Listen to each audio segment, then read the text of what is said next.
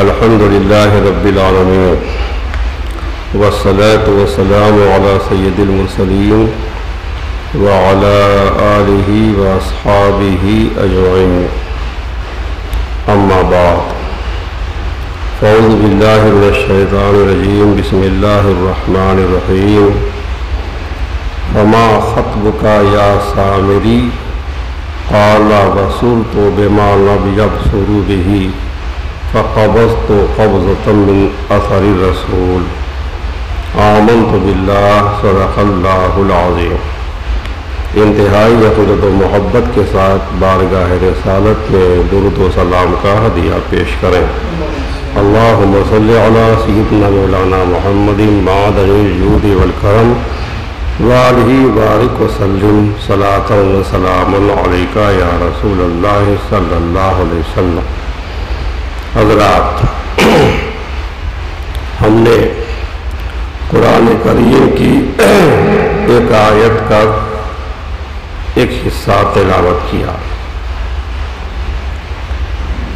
جب حضرت موسیٰ علیہ السلام نے سامری سے پوچھا تھا کہ فما خطبک یا سامری، اے سامری تو نے ایسا کیوں کیا؟ قالا، اس نے کہا بصرت بما لم یبصروا بہ، میں نے وہ دیکھا جو لوگوں نے نہ دیکھا۔ فقبضت قبضة من اثر رسول، تو ایک مٹھی بھر لی فرشتے کے نشان سے، پھر اسے ڈال دیا اور میرے جی کو یہی بھلا لگا۔ یہ آیت کا ترجمہ ہوا۔ اس کا مفہوم سمجھنے سے پہلے ایک واقعہ آپ کو ذہن میں رکھنا ہوگا۔ توریت لینے کے لیے حضرت موسیٰ علیہ السلام کے طور پر جانے کا واقعہ، ابھی ہم واقعہ تفصیل سے سنائیں گے۔ حضرت موسیٰ علیہ السلام نے اپنی قوم سے پہلے ہی بتا دیا تھا، جب بنی اسرائیل فرعون کے چنگل میں تھے، مصر میں تھے، فرعون کے ظلم و ستم کا نشانہ بن رہے تھے، اسی وقت حضرت موسیٰ علیہ السلام نے اپنی قوم بنی اسرائیل سے بتا دیا تھا کہ جب اللہ تعالی ہمیں فرعونیوں سے نجات دے گا تو میں تمہیں رب تعالیٰ کی طرف سے ایک کتاب لا کر دوں گا، آسمانی کتاب، جس میں حرام حلال امر و نہی کا ذکر ہوگا۔ یہ آپ نے وعدہ فرما لیا تھا۔ اللہ تعالیٰ نے فرعونیوں سے بنی اسرائیل کو نجات دے دی، تو اسی وعدے کے مطابق حضرت موسیٰ علیہ السلام اللہ تعالیٰ کے حکم سے توریت لینے کے لیے طور پر آئے۔ اس واقعے کو سننے سے پہلے چند باتیں دھیان میں رکھیں۔ یہ کہ بنی اسرائیل مصر سے چلتے وقت قبطیوں سے یعنی فرعونیوں سے قیمتی زیور مانگ لائے تھے، ایک بہانہ کر کے کہ ہم لوگ ایک میلے میں جا رہے ہیں۔ قیمتی زیور مانگ لائے تھے جن میں ہیرے موتی جڑے ہوئے تھے، اور بنی اسرائیل کو ان فرعونیوں کے زیوروں کا استعمال جائز نہ تھا، کیونکہ یہ غنیمت کا مال تھا، اور بنی اسرائیل کے ہاں غنیمت کا مال مسلمان استعمال نہ کر سکتے تھے، بلکہ آگ اس کو جلا جاتی، اور ہمارے مذہب میں مال غنیمت کا استعمال مسلمانوں کو جائز ہے۔ دوسری بات یہ کہ بنی اسرائیل میں ایک سونار تھا، اس کا نام بھی تھا موسیٰ۔ وہ موسیٰ بن ظفر تھا، قبیلہ بنی سامرہ کا شخص تھا، اس لیے اس کو سامری کہتے ہیں۔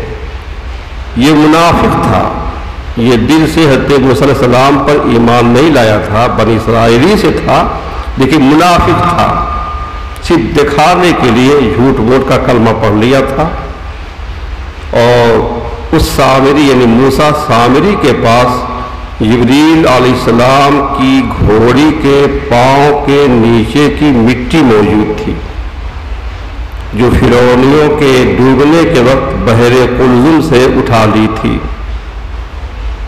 تیسرے یہ کہ جب بنی اسرائیل بحر قلزم سے نجات پا کر نکلے تھے تو راستے میں آتے ہوئے انہوں نے ایک قوم کو گائے کی شکل کی مورتی پوجتے ہوئے دیکھا تھا کہ یہ قوم ہے جو ایک مورتی کی پوجا کر رہی ہے اور وہ مورتی جو ہے گائے کی شکل کی ہے۔ تب ان لوگوں نے حضرت موسیٰ علیہ السلام سے عرض کیا تھا کہ ہمارے لیے بھی پروردگار کی صورت بنا دو تاکہ اس کو سامنے رکھ کر ہم عبادت کریں جس سے ہمارا دھیان نہ بٹے۔ عجیب مانگ تھی ان کی کہ ہمارے لیے بھی ایک مورتی ہونی چاہیے اللہ تعالیٰ کی۔ تو حضرت موسیٰ علیہ السلام نے ان کو ڈانٹ دیا تھا، مگر جو سامری تھا بنی اسرائیل میں اس نے پتہ لگا لیا تھا کہ بنی اسرائیل میں فرعونیوں کی صحبت سے مخلوق پرستی کا مادہ موجود ہے، اگر ان کو بہکایا جائے تو آسانی سے گمراہ ہو جائیں گے۔ یہ تین باتیں سمجھنے کے بعد اب اصل واقعہ سنیں۔ قرآن کریم میں ہے وَوَاعَدْنَا مُوسَىٰ 30 لَيْلَةً وَأَتْمَمْنَاهَا بِعَشْرٍ۔ اللہ تعالیٰ فرماتا ہے کہ اور ہم نے موسیٰ سے 30 رات کا وعدہ فرمایا کہ آپ کوہ طور پر 30 رات آ کر کے عبادت و ریاضت کریں، اور ان پر 10 دن اور بڑھا کر 40 کی تعداد پوری کر دی۔ جب 40 دن رہنا ہوگا تب کتاب ملے گی۔ اللہ تعالیٰ نے حضرت موسیٰ علیہ السلام سے وعدہ فرمایا کہ تم طور پر آؤ، تمہیں 40 دنوں کے بعد کتاب دی جائے گی۔ آپ کو حکم دیا گیا کہ تم 30 دن ایسے نیک اعمال کرنا جو میرے قرب کا ذریعہ بنے، پھر 10 دنوں میں تمہیں کتاب عطا کی جائے گی، توریت۔ اس طرح 30 دنوں کا وعدہ 40 دنوں تک ہوا۔ اور یہ بھی بیان کیا گیا ہے کہ حضرت موسیٰ علیہ السلام کو ذی قعدہ کے 30 روزے رکھنے کا حکم دیا گیا تھا۔ پہلی ذی قعدہ کو یا اس سے ایک دن پہلے یہ کوہ طور پہ پہنچے تھے تو ذی قعدہ کے مہینے میں پورے 30 روزے رکھنے کا حکم دیا گیا۔ جب آپ نے 30 دن کے روزے مکمل کر لیے تو آپ نے مسواک کی، اپنا منہ صاف کیا، کیونکہ اب اللہ تعالیٰ سے بات کرنی ہے تاکہ منہ میں کسی طرح کی بو نہ رہے۔ لیکن جب منہ صاف کر لیا، پہلے روزے کی بو تھی منہ کے اندر، اب وہ بو ختم ہو گئی، تو فرشتوں نے کہا کہ اے موسیٰ، ہم تو تمہارے منہ سے کستوری کی یعنی خوشبو کی، مشک کی خوشبو سونگھ رہے تھے، لیکن تم نے مسواک کر کے وہ خوشبو ضائع کر دی۔ تو اللہ تعالیٰ نے آپ کو وحی کی، اما علمت ان خلوف فم الصائم اطیب عندی من ریح المسک۔ اے موسیٰ، کیا تمہیں معلوم نہیں کہ روزے دار کے منہ کی بو میرے نزدیک مشک سے بھی زیادہ اچھی ہے؟ پھر آپ کو اللہ تعالیٰ نے حکم دیا کہ ذی الحجہ کے 10 روزے اور رکھے۔ ذی قعدہ کے 30 روزے ہو گئے تھے، اب حکم ہوا کہ ذی الحجہ کے 10 روزے اور رکھیں۔ اس طرح 10 دن بڑھا کر 40 کر دیے گئے۔ حضرت موسیٰ علیہ السلام نے کوہ طور پر جاتے وقت اپنے بھائی حضرت ہارون علیہ السلام کو اپنا نائب بنایا، اور حضرت ہارون علیہ السلام خود بھی مستقل نبی تھے۔ حضرت موسیٰ علیہ السلام نے انہیں اپنے منصب رسالت کا نائب اور خلیفہ بنایا، اور وہ بھی طور سے واپسی تک۔ کہ جب تک میں طور سے واپس نہیں ہو جاتا تم میرے نائب ہو۔ اسی موقع پر حضرت موسیٰ علیہ السلام نے رب تعالیٰ کے دیدار کی تمنا کی تھی۔ جب 40 دن کا چلہ کر رہے تھے، عبادت کر رہے تھے، اسی درمیان اللہ تعالیٰ کے دیدار کی تمنا کی تھی۔ آج ہم یہ واقعہ بیان نہیں کریں گے، بعد میں کبھی بیان ہوگا۔ تو حضرت موسیٰ علیہ السلام کو کوہ طور پر 40 دن ٹھہرنا پڑا، پھر اللہ تعالیٰ نے آپ کو توریت عطا فرمائی۔ ادھر 20 دن جب گزرے، حضرت موسیٰ علیہ السلام کو کوہ طور پر گئے ہوئے 20 دن گزرے، تو 20 دن گزرتے ہی اسرائیلیوں میں کھلبلی مچ گئی۔ پہلے تو انہوں نے حضرت ہارون علیہ السلام سے پوچھا کہ ہم ان زیوروں کو کیا کریں، جو زیور فرعونیوں سے مانگ کر لائے تھے، تو پوچھا کہ ہم ان زیوروں کو کیا کریں۔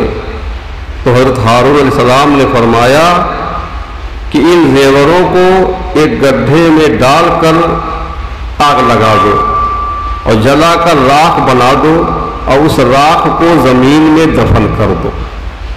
یہ حضرت ہارون علیہ السلام نے رائے دی۔ ادھر جو سامری تھا، اس کا نام بھی تھا موسیٰ سامری، اس نے ان لوگوں سے کہا کہ حضرت موسیٰ علیہ السلام کو گئے 20 دن اور 20 راتیں ہو چکی، 40 کی گنتی پوری ہو گئی۔ 20 دن اور 20 راتیں، اس طرح سے اس نے جھوٹ بولا کہ 40 کی گنتی پوری ہو گئی، آپ ابھی تک واپس نہیں آئے۔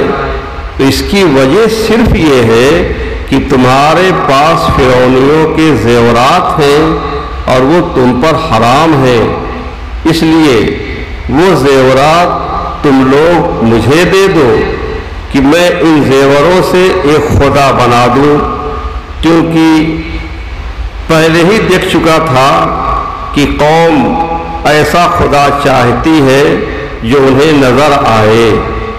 اور یہ سامری خود بھی گائے کی پوجا کیا کرتا تھا۔ اب ان لوگوں نے وہ سارا سونا سامری کے حوالے کر دیا۔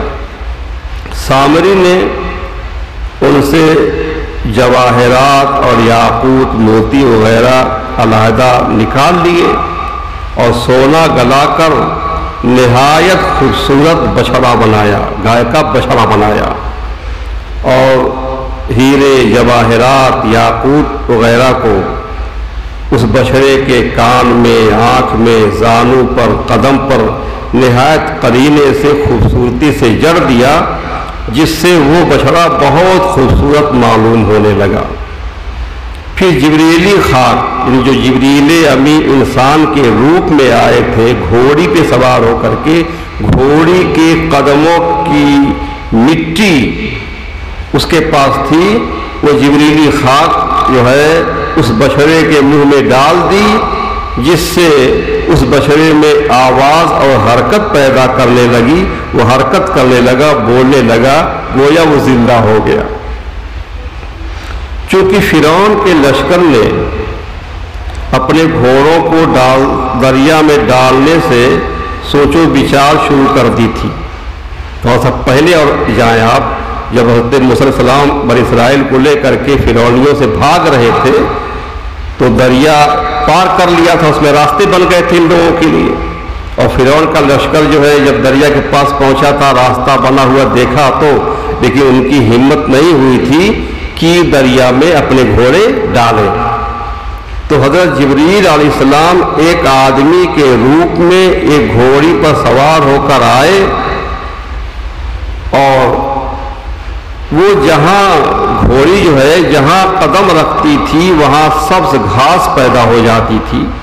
تو سامری نے یہ ماجرا دیکھ لیا تھا، وہ سمجھ گیا تھا کہ کوئی معمولی گھوڑی نہیں ہے، اس گھوڑی کا قدم جہاں پڑ جاتا ہے وہاں زندگی مل جاتی ہے، اس لیے اس نے گھوڑی کے سن کے نیچے سے مٹی اٹھا کر محفوظ کر لی تھی۔ حضرت جبریل علیہ السلام اس کے بعد اپنی گھوڑی لے کر کے آپ جب دریا میں گئے تو آپ کو دیکھ کر کے جو ہے فرعونیوں نے بھی اپنے گھوڑے جو دریا میں ڈال دیے تھے۔ پھر بیچ دریا میں پہنچنے کے بعد جو ہے پانی جب دریا کا آپس میں مل گیا تھا سارے فرعونی ڈوب کر کے ہلاک ہو گئے تھے۔ سامری نے وہی مٹی بچھڑے کے ڈھانچے میں ڈال دی تھی جس کی وجہ سے اس بچھڑے میں زندگی کا اثر پیدا ہو گیا اور وہ گائے کی طرح ڈکارنے لگا۔ بعد میں جب موسیٰ علیہ السلام آئے تھے، ابھی واقعہ بیان ہو رہا تفصیل سے، میں یہ کہہ رہا ہوں کہ کیسے وہ زندہ ہوا بچڑا، کیسے بولنے لگا۔ وہ جبریل کی جو مٹی تھی ان کے گھوڑی کے قدموں کے نیچے کی، اس کے ڈالنے سے، یہ بھی میں خود سے نہیں کہتا، قرآن شریف میں واقعہ موجود ہے کہ سامری سے جب موسیٰ علیہ السلام نے پوچھا تھا آنے کے بعد، فما خطبک یا سامری، سامری تو نے ایسا کیوں کیا، کیسے کیا؟ تو قال بصرت بما لم یبصروا بہ، تو اس نے کہا کہ میں نے وہ دیکھا جو لوگوں نے نہ دیکھا۔ وہی جبریل آئے تھے اور ان کی گھوڑی کا جہاں قدم پڑتا تھا وہاں ہری گھاس ہو جاتی تھی، تو یہ کہا کہ میں نے وہ دیکھا جو لوگوں نے نہ دیکھا۔ فقبضت قبضۃ من اثر الرسول، تو ایک مٹھی بھر مٹی لے لی فرشتے کے نشان سے، وہی مٹی جو ہے میں نے بچھڑے میں ڈال دی، میرے دل کو یہی بات اچھی لگی، اس طرح سے جو ہے اس بچھڑے میں جان پیدا ہو گئی۔ بہرحال سامری نے اسرائیلیوں سے کہا کہ دیکھو خدا نے اس میں حلول کیا ہے۔ اسرائیلیوں کو تو خبر نہیں تھی کہ جبریلی خاک اس کے اندر ڈالی ہے، بس اس نے یہ سمجھا کہ یہ سامری کے ہاتھ کا کوئی کارنامہ ہے کہ بچھڑا بنا دیا، اور بچھڑا حرکت بھی کرنے لگا اور بولنے بھی لگا۔ تو اسرائیلیوں سے اس نے کہا کہ دیکھو خدا نے اس میں حلول کیا ہے، اس بچھڑے میں خدا نے حلول کیا ہے۔ موسیٰ علیہ السلام خدا کو وہاں طور پر ڈھونڈ رہے ہیں اور یہ ہمارے پاس آ گیا۔ جب اس نے یہ بات کہی تو بہت سے اسرائیلی اس کے بہکانے میں آ گئے۔ اس کے بعد پھر کیا ہوا، ایک بڑا اور خوبصورت خیمہ لگایا اور اس میں یہ بچھڑا کھڑا کیا، اس خیمے میں یہ بچھڑا کھڑا کیا اور اس کے آس پاس پرتکلف فرش بچھائے خوبصورت، اور خیمے کے سامنے باجے گیت گانے شروع کیے۔ اسرائیلی مرد و عورتیں وہاں جمع ہو گئے، ادھر موسیٰ علیہ السلام کوہ طور پر گئے ہیں، ادھر یہ تماشا ہو رہا ہے۔ کوئی جو ہے اس بچھڑے کی پوجا کرنے لگا، کوئی اس کے سامنے گوشہ نشی ہو گیا۔ حضرت ہارون علیہ السلام اور ان کے 12,000 ساتھیوں کے سوا سارے اسرائیلی اس میں مبتلا ہو گئے۔ اب بنی اسرائیل کے 3 گروہ بن گئے، ایک وہ جنہوں نے بچھڑے کی عبادت کی، دوسرے وہ جو حضرت ہارون علیہ السلام کے ساتھ تبلیغ دین میں مشغول ہو گئے اور اس پوجا سے لوگوں کو روکتے رہے، اور تیسرے وہ جو خاموش رہے، نہ بچھڑے کی پوجا کی نہ اس سے انکار کیا۔ تو پہلا اور تیسرا گروہ عتاب میں آ گیا اور دوسرا گروہ سلامت رہا۔ ادھر حضرت موسیٰ علیہ السلام کو 10ویں ذی الحجہ دوپہر کے وقت توریت شریف عطا ہوئی، خاص بقرعید کا دن 10ویں ذی الحجہ دوپہر کے وقت توریت شریف عطا ہوئی، اور رب تعالیٰ نے ان کو خبر دی کہ اے موسیٰ تم یہاں ہو اور تمہارے پیچھے تمہاری قوم غفلت میں پڑ گئی ہے، گمراہ کتنے لوگ ہو گئے ہیں۔ حضرت موسیٰ علیہ السلام یہ سن کر سخت غمگین ہوئے اور وہاں سے بہت جلد واپس آئے۔ بستی کے باہر ہی سے گانے بجانے کی آوازیں سنی، پوجا ہو رہی تھی، گانے بجانے کی آوازیں آ رہی تھی، گھبرائے ہوئے آئے اور قوم کی یہ حالت دیکھی کہ بچھڑے کی پوجا ہو رہی ہے۔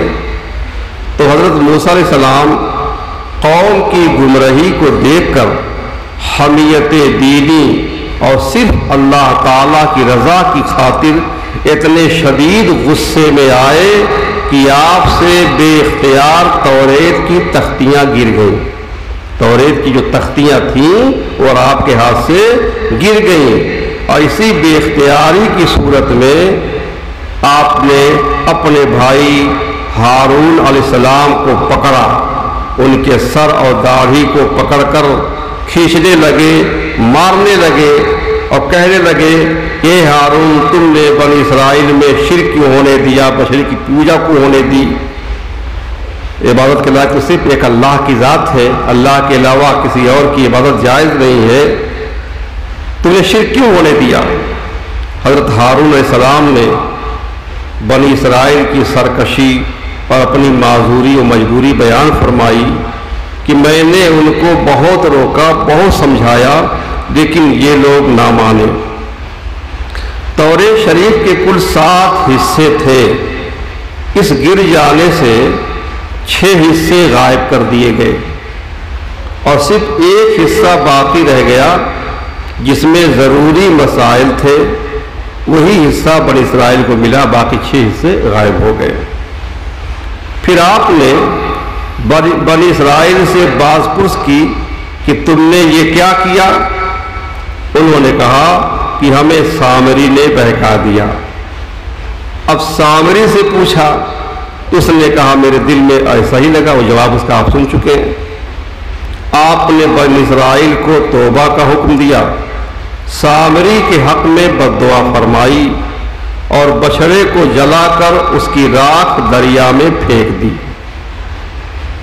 سامری کی کیا سزا مقرر ہوئی؟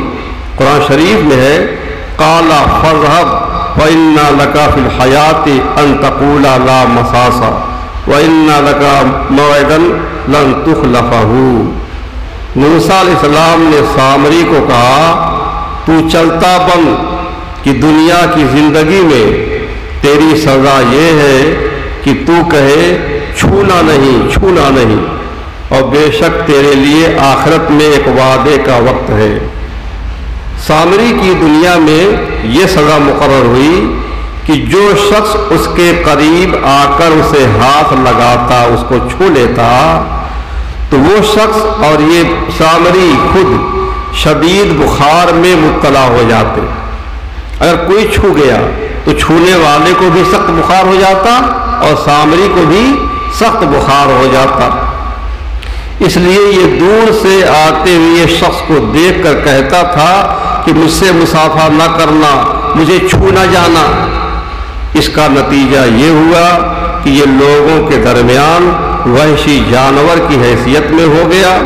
لوگوں نے اس سے میل ملاقات، اس کے ساتھ مل کر کھانا، اس کے ساتھ خرید و فروخت، اس سے بات کرنا، سب کچھ چھوڑ دیا۔ یہ دنیاوی سزا ہوئی، اور اخروی سزا وہی ہوگی جو مشرک کی ہوگی، بلکہ اور لوگوں کو اس نے مشرک بنایا تھا، گمراہ کیا تھا، اس وجہ سے اس سزا میں شدت ہوگی۔ اب دیکھیں حضرت موسیٰ علیہ السلام کا نام بھی موسیٰ بن عمران، اور سامری کا نام بھی تھا موسیٰ جو منافق تھا، موسیٰ بن ظفر۔ اور جانتے ہیں آپ حضرت موسیٰ علیہ السلام جو نبی ہیں، رسول ہیں، اللہ کے کلیم ہیں، ان کی پرورش کس نے کی؟ فرعون نے۔ ان کی پرورش فرعون نے کی، اور وہ موسیٰ جو سامری تھا، جادوگر تھا، منافق تھا، اس کی پرورش حضرت جبریل علیہ السلام نے کی تھی۔ وہ پڑا ہوا تھا، کہیں پھینکا ہوا تھا، جبریل علیہ السلام آتے تھے، اس کو دودھ وغیرہ پلاتے تھے، اس کی پرورش کی۔ تو جبریل امین نے پرورش کی، لیکن منافق بنا۔ فرعون نے پرورش کی، وہ اللہ کی کلیم ہوئی، اللہ کی شان ہے۔ اب دیکھو یہ واقعہ پورا ذہن میں رکھنے کے بعد غور سے کہ جبریل علیہ السلام گھوڑی پر سوار تھے، جب آئے تھے گھوڑی پر سوار تھے، تو ان کا جسم جو ہے کاٹھی سے مس ہوا، جو گھوڑے کے اوپر کاٹھی رکھی ہوتی ہے اس پر آپ بیٹھے تھے، تو آپ کا جسم جو ہے کاٹھی سے مس ہوا، اور کاٹھی گھوڑے سے مس ہوئی، اور گھوڑے کے سن جو ہے مٹی سے مس ہوئے۔ اتنے دور کی نسبت کے باوجود اس مٹی نے بچھڑے میں زندگی پیدا کر دی۔ اس بچھڑے، اس مٹی میں یہ تاثیر پیدا ہوئی کی جس کے اندر ڈال دو، مورتی کے اندر پڑ جائے، مورتی بھی زندہ ہو جائے۔ ایک حدیث پہلے دیکھیں، ایک حدیث ہے جسے علامہ سخاوی نے القول البدیع میں اور ابن کثیر نے تفسیر القرآن العظیم میں اور حافظ ابن قیم نے جلاء الافہام میں نقل کی ہے۔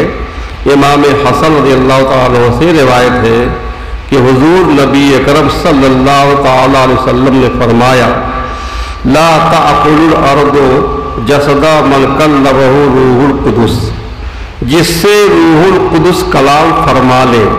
حضرت جبریل علیہ السلام کو روح الامی کہتے ہیں، روح القدس بھی کہتے ہیں۔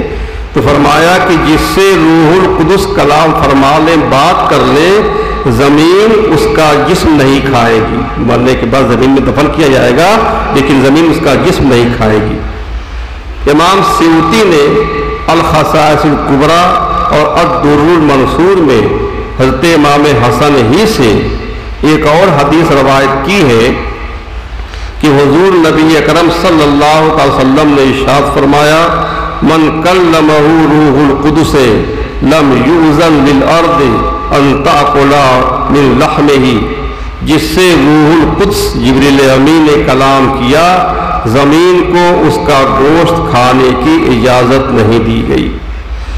اب جبریل امی جس سے ایک بار بات کر لیں تو مرنے کے بعد اس کا جسم سلامت رہتا ہے، مٹی اس کے جسم کو کھا نہیں سکتی، گلا نہیں سکتی۔ اب آپ دیکھیں کہ جبریل امی نے حضرت آدم علیہ السلام کی خدمت میں 12 مرتبہ حاضری دی، تو 12 مرتبہ آئے، 12 مرتبہ ان سے بات ہوئی۔ حضرت ادریس علیہ السلام کی خدمت میں 4 مرتبہ آئے، حضرت نوح علیہ السلام کی خدمت میں 50 مرتبہ آئے، یہ باتیں میں آپ کو بتا چکا ہوں اس سے پہلے۔ حضرت ابراہیم علیہ السلام کی خدمت میں 42 مرتبہ آئے، حضرت عیسیٰ علیہ السلام کی خدمت میں 10 مرتبہ آئے، حضرت یعقوب علیہ السلام کی خدمت میں 4 مرتبہ حاضر ہوئے، حضرت ایوب علیہ السلام کی خدمت میں 3 مرتبہ حاضر ہوئے۔ تو کسی پیغمبر کی خدمت میں 2 مرتبہ، 4 مرتبہ، 6 مرتبہ اس طرح سے آئے، لیکن سید الانبیاء رحمت عالم نور مجسم صلی اللہ علیہ وسلم کی خدمت میں 24,000 مرتبہ آئے۔ 23 سال کی مدت میں 24,000 مرتبہ آئے۔ تو جبریل علیہ السلام جس سے بات کر لے اس کا جسم سلامت رہے، پھر جس سے مصافحہ کر لے اور جس کے پیر کے تلووں سے اپنی آنکھیں ملے، اس کی زندگی کا عالم کیا ہوگا۔ پھر جب حضرت جبریل علیہ السلام کی گھوڑی کی سم کی مٹی زندگی دیتی ہے، تو جبریل علیہ السلام کے ملنے سے کیسی زندگی ملتی ہوگی، جبریل علیہ السلام کے چھونے سے کیسی زندگی ملتی ہوگی۔ اور حضرت جبریل علیہ السلام کا ملنا، ان کا چھونا، ان کا بات کرنا، یہ ایک دلیل ہے انبیاء کی زندگی پر کہ انبیاء کرام زندہ ہیں، خاص طور سے ہمارے حضور زندہ ہیں۔ لیکن حاشا، میں ہرگز یہ نہیں کہتا کہ حضرت جبریل علیہ السلام کے ملنے یا کلام کرنے کی وجہ سے انبیاء کو زندگی ملی ہے یا ہمارے حضور صلی اللہ علیہ وسلم کو زندگی ملی ہے، ہرگز نہیں، کیونکہ یہ مسلم عقیدہ ہے کہ سارے انبیاء کرام علیہ السلام فرشتوں سے افضل ہیں، اور ہمارے حضور صلی اللہ علیہ وسلم تو سید الانبیاء ہیں، سارے نبیوں کے سردار، سارے نبیوں کے امام ہیں، اور سارے فرشتے ہمارے حضور کے نوکر ہیں۔ اور میں نے بارہا عرض کیا کہ جو خوبی کسی کو اللہ تعالیٰ نے دی وہ بدرجہ اتم اپنے حبیب سید عالم صلی اللہ علیہ وسلم کو عطا فرمائی۔ تو جب ہمارے حضور صلی اللہ علیہ وسلم کے ایک نوکر جبریل امی کی گھوڑی کے سم کی مٹی زندگی دیتی ہے، حیات بخشتی ہے، تو اس آقا اور شہنشاہ کون صلی اللہ علیہ وسلم کی زندگی کا عالم کیا ہوگا، آپ کیسی زندگی عطا فرماتے ہوں گے، بخشتے ہوں گے۔ پھر آپ کی شان میں جو یہ کہے کہ معاذ اللہ حضور مر کر مٹی میں مل گئے، تو یہ کتنی بڑی گمراہی ہے۔ مولا تعالی ہمیں اپنے حبیب صلی اللہ علیہ وسلم کی حیات کے صدقے زندہ دلی عطا فرمائے۔